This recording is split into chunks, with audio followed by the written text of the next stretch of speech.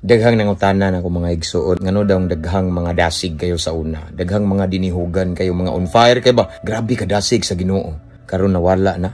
Kabalo ba mo igsuon nga gipangita sa Ginoo dasig nga mulungtad kanang mulahutay ba, mo sustain hangtod siyang pagbalik.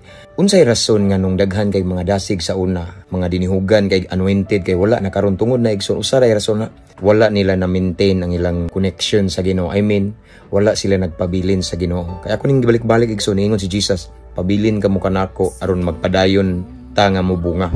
Wala nagpadayon ang ilang kadasig igsoon. Tungod kay mingkang-a sila, ning disconnect sila sa punuan nga mao si Kristo. Kaya kung ning balik-balik bisag unsa na to kadinihugan, kadasig, let's say matured kita spiritually, basta mo kang-a ta, basta magkumpiyansa ta, nalipat as tong pag-eskwela, trabaho, negosyo, unsa man natong mga responsibility everyday, basta gali mo kang-a ka, posible mubalik ka sa una nimo kaniadto. So posible nga di ka kalahutay. Di ta kalahutay sa pagpangalagad sa Ginoo kung dili ta magpabilin siyang presensya. Mao na nga daghan kay mga nangawa na karon nga naman wa man nagpabilin mga igsoon, no? Kay kung nagpabilin pa sila, nagpadayon unta ang kabag-uhan, ang bag-ong kinabuhi nga ilang natagamtaman sa Ginoo. Mao ni igsoon nga kung gusto ta mo lahutay ta, magpadayon ta sa papangalagad sa Ginoo. No turning back ba, pabilin ta sa iyang presensya. Ampo amping abante. To God be all the glory.